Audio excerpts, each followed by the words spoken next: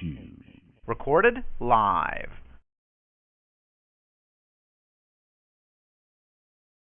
Good evening, everybody, and welcome to our regular 8 p.m. Eastern Standard call.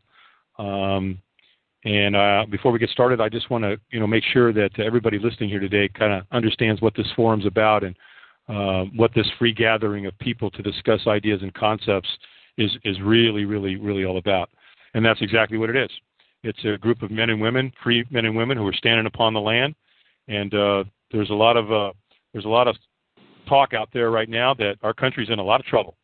And it seems to me that the proof is all around us. So we're a group of people that are getting together because we love America and we love Jesus. A lot of us do. Most of us do. Some don't. But, you're welcomed on this call anyway.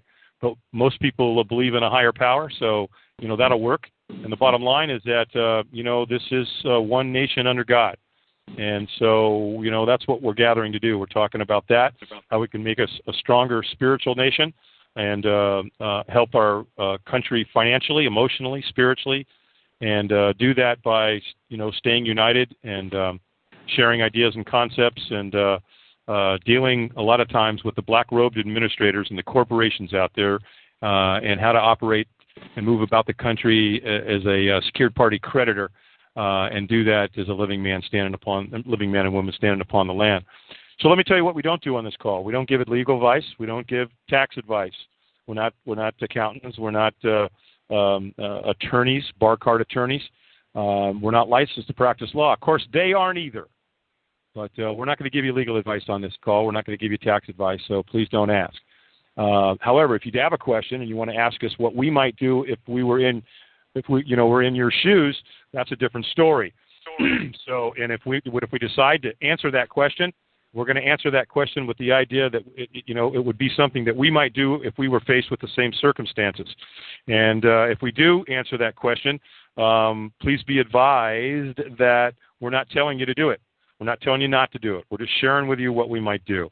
And if you decide to do something because you hear something on this call or any call, down the street, up the street, around the corner, something you read on the internet, whatever, just do us all a big favor. Don't get engulfed in what's going on in this country with a lot of people with that entitlement issue and blame someone else because their process didn't work or their document didn't work or something of that nature. If you decide to do something out here, take full responsibility and make it yours. Because if you sign it and you put your name on it, it's yours. It belongs to you. It doesn't belong to Fred or John or Susie. It belongs to you. So I'll shut up about that and get off my soapbox. We've got some interesting information tonight. I'm sorry that we didn't make a formal announcement that we do. Matthew might have sent out an email and at least told you we were going to have a call tonight. But we have a couple of interesting topics. And the first topic I'm going to talk to you about is, a service that we're going to be offering to people, which I think is a very valuable tool for anybody who's out in the world here living as a free man and woman who has to file documents and people who need notary and certifications and this type of a thing. As we all know, the powers to be out there have a tendency to want to try to stop us from bringing forth the truth. And what they do is they won't let us file documents in county records. They won't let us go down to the postal office and, use the tools that are there and available. So you get a lot of resistance. And that resistance has been coming in the form of, a lot of different ways. And so what we've done is we've found a way that what you can do is for a very small yearly fee, very inexpensive, probably less than what it would cost you to enter your documents into your county record one time. You'll be able to load your documents. You'll be able to scan them into your system in a PDF format. And then you'll be able to email those documents into your own personal file. And you'll have a URL, a link for your own personal file. And then you can use that URL link in all your documents. And they get assigned, they get registered into the system just like you would be putting them into a county record. And then they're going to sit there for you. And then what you'll be able to do, let's say that you put in some documents and you needed something notarized, or that they're, to be a true and exact copy, certified copy. You'll be able to call us up and pay a small fee, and one of our notaries will certify it for you. And then, of course, you pay the postage, and we can either send it to the recipient, send it to you, send it to whoever you want us to send it to. It'll save you time, money, effort, confrontation, all the nonsense that goes on, at some of the courthouses. Now, I've been very, very fortunate for quite a long time that I've never really had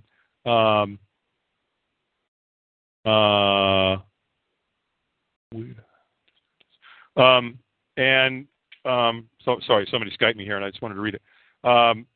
People have had a really hard time for quite a while, getting in stuff into the county courthouse, and you really got to know what to say. I mean, you got to know how to talk to these clerks, and it's interesting because I will tell you that I have two clerks in my county recorder area that have been absolutely fabulous.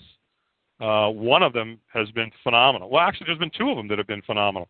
And it's interesting because the whole office, when you walk into this, to where my county clerks are, you walk in through double doors, and then all the clerks are sitting on the right, and they're sitting behind a counter, and they're all sitting in their desk. And you can see them. There's no partition. There's nothing. It's a very open office. And there's about 7 girls back there. And, a couple of them have been snooty. In fact, I entered a document into the record here the other day, and, let me back up. A few months ago, I entered some documents in, and anything that has a Social Security number on, they won't let you enter it into the public record in a lot of counties. Well, what I worked out with my county recorder was, look, the document that I went in to go enter the other day was an indemnity bond. And, of course, it's got socials all over it. So I said, well, look, it should be very easy to resolve. I'm going to enter it in. I'm going to enter it into the record. And what I want to have happen is you guys can go ahead and redact it on the other end because, yeah, I understand you're not supposed. It's policy that you can't have Social Security numbers in the public record. So just redact them on your end, but you can't redact my copy because now you're altering the document, and I don't want this to become a career-changing experience for any of the clerks. I mean, I'm here to help you. I want to make sure that, you don't get in trouble. So, just give me back my document, but don't alter it because that document is going to go to the Treasury Department. So that's exactly what they did. And so anyway, I had called the county clerk and talked to him on the phone and told him what I wanted to do and some of the documents that I was bringing in. And so we discussed this. So anyway, when we went in to go do it, one of the clerks came up and said, "Oh, no, we can't do that. We have to scratch off your Social Security number off this document." And we said, "Well, no, actually you don't." And about that time, one of the girls that we had talked to on the phone got up out of her desk, come storming up to the counter and said, You shouldn't tell a customer that you can't do something unless you're absolutely sure that you can. And I mean, she chastised her right in front of us. It was pretty amazing. So she said, "Let me show you how we're going to do this." And she went into the system. They scanned it. They redacted it, and it worked. And it was pretty amazing. And then when it was all said and done, the clerk winked at us as if to say, "Hey, I took care of it for you." So sometimes it really just comes down to how much rapport you have with these people. Because you know what, you guys, look, they're working in an office. Can you imagine working in a county clerk's office in a court system? Can you imagine the halo and the energy that runs through that office every day? I mean, I couldn't. I'd rather have my teeth extracted than to work in a county courthouse. I mean, that would just be, it would be hell to me. So, a little bit of kindness, a smile, some consideration, a little bit of benevolence, can go a long way. I think we've all heard. My mama used to say, you catch more bees with honey than you do with vinegar. I'm sorry. Did you say something? You want to say something, Harold? Yeah. With regards to recording bonds and other types of securities, actually, you may want to, being that they're private matters on the private side, just do an affidavit evidencing that it exists and it's verified by the notary. You don't actually have to enter that into the public record. Yeah, you don't. It just, what I wanted to do is I wanted to pull where I was going to send it. Obviously, that bond is going to go to Treasury now, but I wanted to be able to pull a certified copy and put that into the hands of a lovely judge that I'm about to do some business with. Oh, okay. So that's why we did it that way. But my point. Yeah, go ahead. This is Matthew. I wanted to add one caveat to the service that you're providing, the recording of the documents. Yes. Those documents that you record, there's probably going to come a time when you want some of those documents to be reflected in your local county public record. And the way you accomplish that is by filling out an affidavit of recording. And you name all of the documents and the URLs and the document numbers that are assigned. And then all you have to do is go down to the county with that 1-page or maybe 2-page affidavit and record that in your county. And you shouldn't, my understanding, you shouldn't have any problem recording an affidavit. Is that correct, Dave? There's a lot of things that they can tell you can't record, and an affidavit ain't one of them.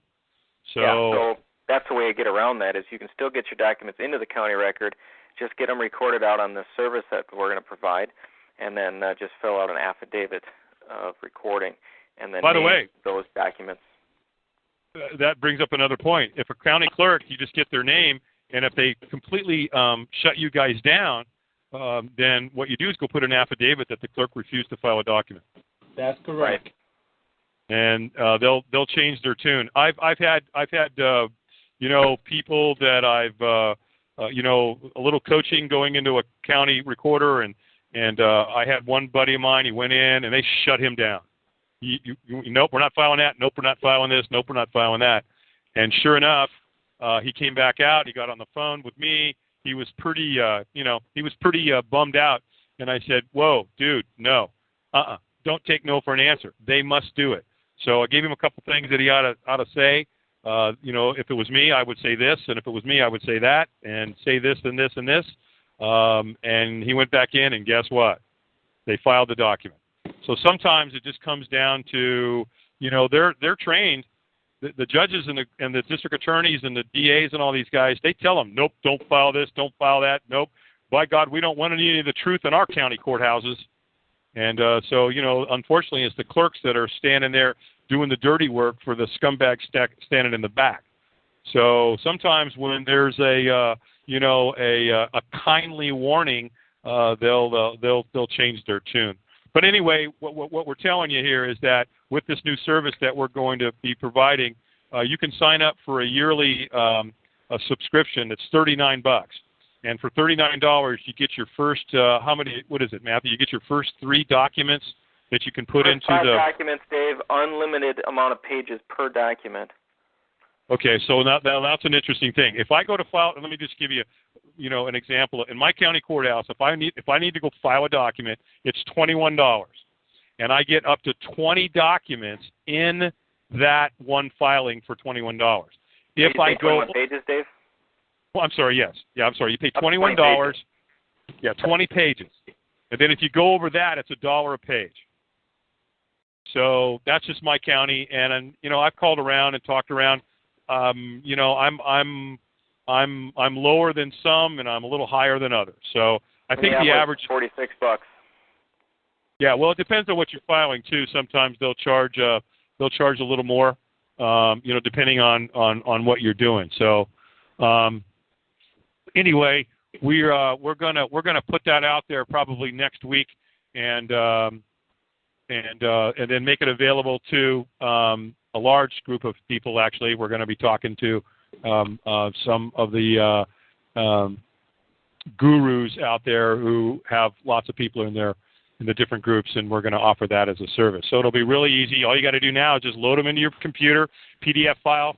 You'll email them to our secure site, and then you'll have references on the URLs. And then anytime you want to print those out, you can obviously do that.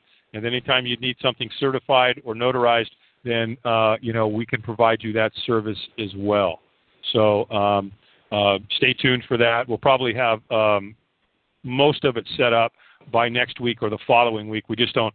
have all the agreements and everything developed yet. And there's been a lot of things going on the last couple of weeks, so we're running a little behind in that regard. But again, we should have it up and running here for you very, very soon. And so again, it'll just be a very, very inexpensive, convenient way to be able to deal with your documents and all the stuff without having to deal with some of these pinhead court types that that you having to do. So anyway, that having been said, I'm going to move on to topic 2, and topic 2 is something that I'm pretty excited about what I've heard so far. Last night, about a half a dozen of our core team were on a call with a man, and I'm not going to share his name at this point. We're going to keep his anonymity intact here, but I just want to tell you about what we talked about and what he told us and the product, if you will, or the service that they offer.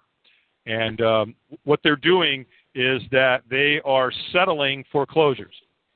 And they, according to what we were told last night, have an incredibly high success rate. And I'll just throw a number at you, 500. They've had over 500 successes. And they have a proprietary process that they do. And they basically take it from point A to point B, and they do the whole thing for you. And how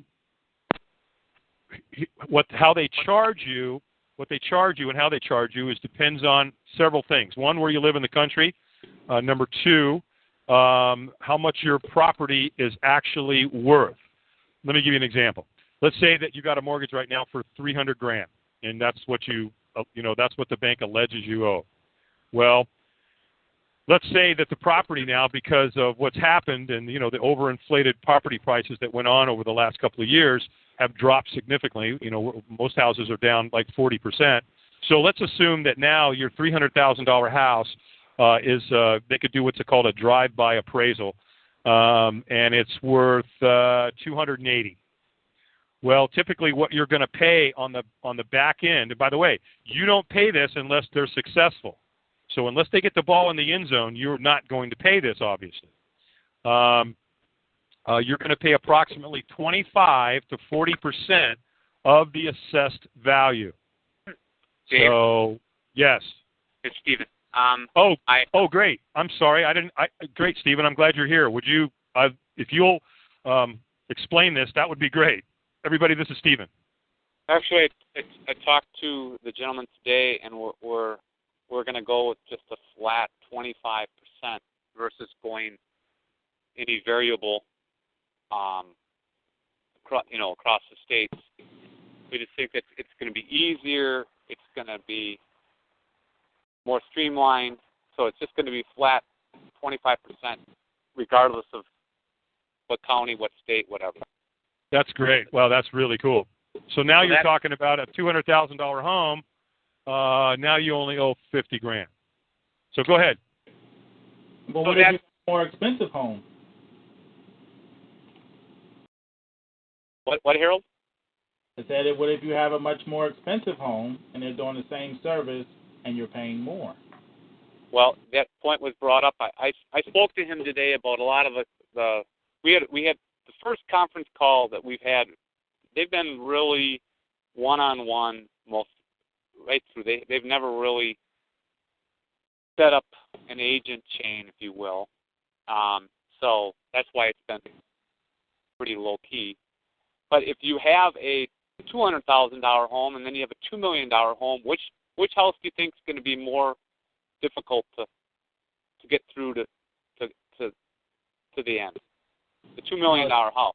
Same process. Same process, but it's going to be much more of a challenge because they're not going to want to let that $2 million house go that easy. No, but if the same parameters are in place for the $200,000 as it is for the I realize that, Harold, but this is what's in place, and there's really no There's really no more discussion. I agree. I agree that it's the same process. But then again, when my house, I had a very nice condo in Chicago. Did the same process as this other lady on the south side of Chicago. Guess what? She got her house free and clear. They didn't want my condo with a lake view to go. They didn't want it to let it go. So same process, same paperwork. They let the south side Chicago house go, and my condo, they said, So you can say all you want about being the same process, but it's going to be these homes that are in nice areas, nice subdivisions. And there's plenty of them. There's a subdivision that a friend of mine lives. There's 4 houses for sale, and it's right around a country club. Big houses. You think they're going to let those go easy? No. Well, I think it really kind of just boils down to, these guys have got a process. They're highly, according to what we heard last night, they have a very high percentage of success, and they've kind of got a system, and this is what they charge, and this is what they do, and if you want them to help you with your house, then there they are. And if you don't, well, we can try something different, So, I think the thing is, and what I like about it is a couple of things. One is, it seems to what we've been told so far, and again, Stephen, chime in, is that once these guys start their process, things come to a screeching halt fairly quickly, and that's the bottom line. And we were told last night that there were only three people that he knew of at the time that they weren't successful with. And according to what happened is that these people got scared when the bank's attorney contacted them and I guess sent some threatening letters, and they collapsed. So that can happen. That's happened to me many times. Working with people that in the credit card arena where they vibrate fear, and that's unfortunate. But there are people that after a certain point, just they don't want to walk that walk, and they will say, "All right, I will." Well, actually, the one he explained is they settled for 50 cents on the dollar, so that really wasn't a total loss. The guy ended up paying 50 cents on the dollar of what he was owed. The other ones just basically gave in and lost the house. And right. He also gave some examples of some people that they've worked with that basically just got so angry with the bank, so angry with the world right now, they just basically handed their keys to them and said, "Here, we don't want it." Well, here, and that's if you can save it, it's yours. I mean, and I'm like, you got to be kidding. Well, and, it's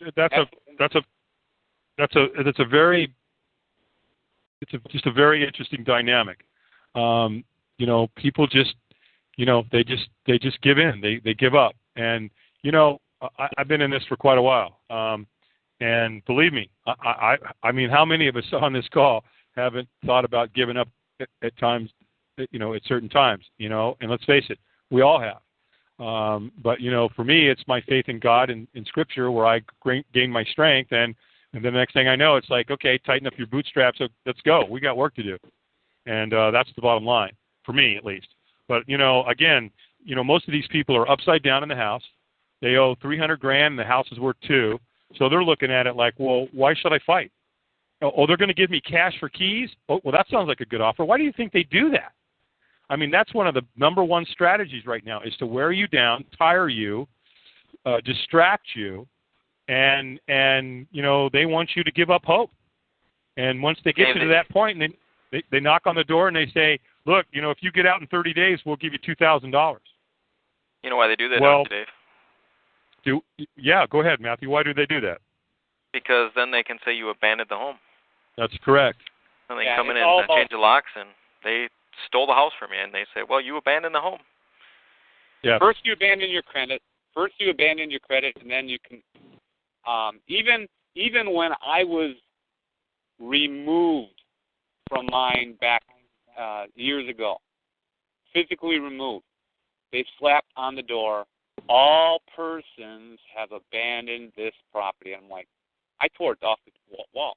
I tore it off the door. So, and actually, I'll just be honest, I was in handcuffs because I wasn't going to leave. And he said, your wife's outside and she needs to talk to you. I said, she can come in here. And he says, no, she can't come in here. Once she left, she's not allowed back in. So I stuck my head out the door, and he pushed me, and he shut the door, and he put that sign on the door. So I was, I was tricked. And then it was, abandon, all persons have abandoned this property. So it's right on the door. Yep. Well, they're going to. I'll post an affidavit that on the Yahoo group, notice of non-abandonment that takes care of that problem you just talked about. Okay. Cool. Well, thanks for doing that. So in summary, what I guess the best thing to say is that this group was not at all out. They've basically done word of mouth, and then when a friend of mine contacted me and said, you got to talk to my friend who's doing this, because I had mentioned that he knows about our calls. So they decided to open it up to some people around the country rather than just keeping this low key. And I understand low key, because when I do the work I do, I just do it. I don't want to go out and advertise it, and I don't think we're going to go out and advertise it. We're just going to basically keep it low key, but just have more people that are aware of it to bring them more work. They've got it ramped. They've got it refined now that there's going to be a document processor that is going to do a lot of the work that they did not have before. They were doing it more, one-on-one, and now they really didn't know mail merge. I've done 192 administrative remedy processes, which is 8 document process, and if I didn't have mail merge, I'd probably be in a straitjacket right now. I mean, because that's it's just a crap load of work. Because you got the first document's 12 pages right there, and you got to go in and change all that. I mean, that's just a lot of. Anybody that's ever done any work, any major document work, and if you never use mail merge, wow, check into it. Well, so what I was going to quickly say is that we will have another call, and we're going to open it up to anybody that is listening or wants to pass it on next Monday at 8:30 Central. That's 9:30 Eastern and 6:30 Pacific. And the information will be posted in the Free Americans. Matthew is going to take care of that, I think. Put it in the Free Americans the bulletin and say it's called, just look for information that says lawful foreclosure forensics. Is that okay, Matthew? Yeah, that'd be great. Okay. As I did say earlier, though, we are going to do a little bit more investigation, because there's some things that we'd like. There's some unanswered questions and stuff, but as it looks right now, it looks really good. So, and Dave, I just wanted to bring out one more point. I did talk to him, and he said that they are going to make available someone went through the process recently. Just going to keep that anonymity and be anonymous. I guess maybe anonymity. That's a tongue twister. So that's a tongue twister. They'll remain anonymous, but they will come forward and maybe even, like you said, show the documents. What's the word you use? Predicated. We had it. Man, I'm tired. I'm really tired. It's on the phone. Way too long today. They'll black out. They'll black out. Oh, redacted. Redact the document. Yeah. Okay. Yeah. So, all right. Well, we as a core team will be looking into this and checking everything out and making sure it is what it is. And by the way, though, there is a monthly fee involved. So here's what happens. You fill out the paperwork, and once you agree, both parties consideration. Like a real contract. You look at it, they look at it, you agree, they agree, you sign, they sign, and both parties move forward. Then there is a monthly fee that you'll pay while they're doing the process.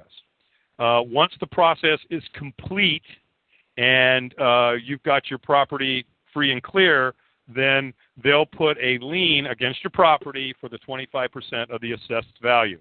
Now, that'll be agreed upon long before you get there. And the one thing I want to emphasize about that is that they're going to give you options of how to pay that. One option is you can get what's called a hard bank loan, meaning they should take that one right off the board. The hard money loan? Oh, yeah. That's right off the board. That's kind of a no-brainer. You could do it that way. Some people, I would think, are probably going to use the OID process. And then they said that, look, a lot of people in foreclosure, they're not exactly financially at their financial high point right now. So some of those people might like a payment plan like over 5 years at a very low interest rate. I think I heard a number of 3%. So they're not, and it might even be longer. I mean, what they told us right now is that they're going to be flexible.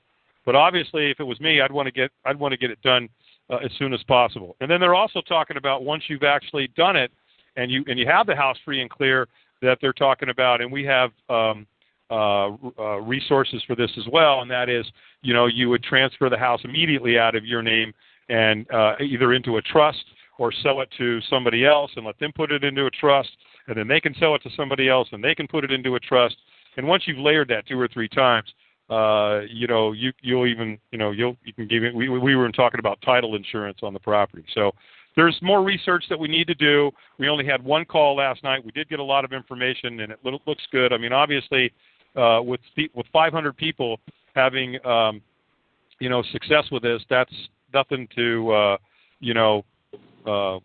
not certainly look into with very serious intention and consideration. So we're going to do that. We're going to, this core team is really good at doing due diligence. We've got some amazing researchers, and we will do that. And, we won't put it on the table here to anybody until we're 100% sure that it's the right thing to do. And there's even a couple of people in our core team that are considering doing it. So that'll help too from that standpoint. So what you might want to do is over the next 2 weekends is pay very close attention to this call. If you have not signed on to the Yahoo group, I'm going to let Matthew make an announcement as to what you need to do to get on our email list. Go ahead, Matthew. Okay. The group is out at Yahoo. If you just go to yahoo.com, you could also Google Yahoo groups. The name of the group is The Free Americans. It's one word, no spaces, and it's plural. The Free Americans. And the URL is groups.yahoo.com/group/The Free Americans.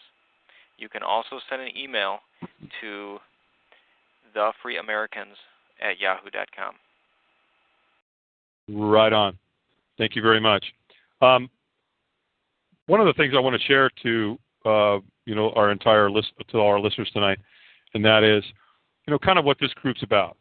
I would think if you've been listening to any of our calls that we're a possibilities group. We're a positive intention group. We're a spiritually driven group. we're God-loving and God-fearing people at the same time. And, we want to talk about what's possible. We're not into entitlement. We're not into drama. We're not into show me how I fill out my documents. I mean, we don't do that here. I recently signed on to this other group. I got an invitation and I signed on to it. And in 3 days, I filtered through what must have been well over 100 emails. And at first I was taken back. I said, this is not going to work. I'm certainly not going to look at, I got enough on my plate now. I can't look at 40 emails a day. But something told me to go ahead and just kind of read some of them. And so I read through, I don't know, I probably read through a little less than half, about 40% of them. And I was absolutely dumbfounded by the people and their questions and what they're expecting other people to do for them today, which is, to me, a little frightening. It's just it's the system. It's interesting. We homeschool, and so our kids have learned how to go figure things out because there's not a teacher. You don't raise your hand here and go, teacher, how do I do this? How does this happen? How does this work? I don't know what to do. Our curriculum is designed. My daughter's sitting in the office with me. She's over here on the computer, and she's kind of listening to all this. But, I'm real proud of our kids because they go out, and if they need to find something or learn about something, they've learned how to resource. And isn't it true that that's what happens in real life? Well, again, when I was listening to these groups and reading these emails, I couldn't believe, how so many people were dependent upon somebody else. There was also some name calling, and there was a lot of finger pointing, and a lot of this process doesn't work, and this document didn't work, and we've said this a million times, and I haven't said it recently on the call, but it's not the process, it's the man or the woman, because we all know that I can do a process, and and then somebody else can do a process, and somebody else can do a process, and maybe the fourth or first person down, they got a positive result of it. So, this is a spiritual battle. This is a spiritual battle for your mind. They want complete 100% mind control. And if you go against that at any level, I don't care what it is, if it's the FDA you don't like, or the FBI, or the CIA, or the BMF, or the ATF, or it really doesn't matter. The bottom line is that you're not going to get my mind. The only way you're going to get my mind is you're going to have to put me in shackles, and you're going to have to shoot me with drugs. And is there power in that? Is there, or is that force? That's why I'd recommend, if you guys haven't read the book Power versus Force by David Hawkins, I recommend it. It's not an easy read, but I can tell you, if you can get through the book, it's pretty amazing stuff. And he goes over, basically, he defines the difference between power versus force, and our own personal power over force. And if you look around the world, all the rulers and dictators use force. And guess what? It's collapsed every time. It won't work, because that's just not how the universe works. But one of the things I saw on there, is that the newest scare is what I call, or one of my buddies calls, the Chicken Little mindset, and that is that the bankers are going to have a bankers holiday in September, and when they do that, this is going to happen, and that's going to happen, and it's going to be martial law, and it's going to be this, and it's going to be that. You know what? At the end of the day, nobody knows that. Nobody has any firsthand information about that, and all that does, as far as I'm concerned, is it's fear-mongering. Could it happen? Yeah, I guess it could. Would that benefit the bankers to completely bring the United States to its knees? How could it? I mean, logic to me doesn't tell me that is what they want to do. Because again, they may want to steal all the property and things of this nature, but to bring the country completely to its knees from a commercial perspective, I just don't believe that that's their plan or that's their intent. Guys, you know what? I could be wrong. This is just my opinion, and I've got one just like everybody else does, but again, my point is that our group is really being founded on what's possible, a can-do attitude, and you just got to get up every day and row the boat. I'm not steering it. You're not either. I had an interesting example of that. There was a buddy of mine who was talking to, who's a very devout Christian man, has incredible strength and belief, and he was talking to a person that was an agnostic and an atheist, and he was, they had a very interesting dispute, and it came down to my buddy who's the Christian finally turned to the guy and said, okay, well, if you're in control, and that's what you think you really have and what you're doing, then tell you what, stop breathing. I mean, as ridiculous as that may seem, you can't do it. And that really just tells that, man's will is man's will, and it is limited, very, very limited. God's will is not. So, we're glad you're coming on these calls. We hope we're giving you some things to think about and stimulating you and with some ideas and concepts and some belief and some strength and hope and beliefs, and hopefully the stuff that we've been posting or not, I haven't been doing. I'm not the guy that does it. I'm just the guy that they have come on the calls and talk a little bit. But there's been a lot of hard work by a lot of people putting all the different stuff up on the site there, that you guys can look through and filter through. And it's there for educational purposes. Remember that. It's there as informational purposes. And you can also use it for recreational purposes. It makes no difference to us. Again, anything we post up on there, there's no intent for it to be legal advice. There's no intent for it to be tax advice. It's not. It's just information that we found in different areas on the internet and in books and so on and so forth. And we're putting it out there for you guys to take a look at if you're so inclined. So anyway, we're going to end the call a little early tonight. A lot of things going on, but I would recommend that you guys kind of get geared up. If you know anybody's facing foreclosure and they're trying all this stuff and nothing seems to be working, it looks like there's an organization over here that's getting some success and lots of it. Again, you're going to have to pay a monthly fee, and I believe that's going to be about half or maybe even a little less than what you're paying on half of what your monthly mortgage payment is now. And then it looks like, as Stephen just told us, it would be 25% on the backside. So to me, I don't know. Let's see. Let me think about this for a minute. Step over into my common sense corner for a minute. I'm going to lose my house. Everything I'm doing doesn't seem to be working. I'm going to lose it. Or I can pay, a few $100s a month or whatever half of my mortgage is for a couple of months until they get the process completed for me, and then I'm going to owe 25% on the backside, and they're going to give me several options as a way to pay that. Let's see. Yeah, I think I do that. Let's do that. So anyway, again, we're going to do our due diligence. We'll research it really carefully, and then we'll get it out there to you guys. And we'll also be making probably an announcement next week on how you guys can sign up, putting your documents online, and then having a safe place to store them. Because I can tell you that all kinds of things can happen. Hard drives can crash, electrical storms, water damage. I mean, you can lose your stuff for a lot of different ways for a lot of different reasons. Somebody could break in your house, or who knows, maybe rogue agents come in and take your computers. I mean, they do it. So when you've got everything offline, now you've got them offline. They're in a safe and secure location. And if something was catastrophic in your life, however that came, and you lost all your information, at least you'd have all your documents in a safe and secure place. And, and then we can kick the service up there for you and provide you some notary assistance in that regard. So rather than totally just cut this off at, before 9 o'clock, I guess we could open it up for a few minutes if anybody's got any questions out there.